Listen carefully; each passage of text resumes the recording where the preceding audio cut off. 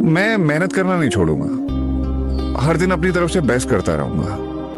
मुझे नहीं फर्क पड़ता कि लोग क्या कहते हैं, क्या सोचते हैं। अब यार किस्मत के भरोसे तो मैं नहीं बैठ सकता। हाँ, लेकिन मैं इतना जरूर मानता हूं कि ये मेहनत एक दिन किस्मत जरूर पलट देगी।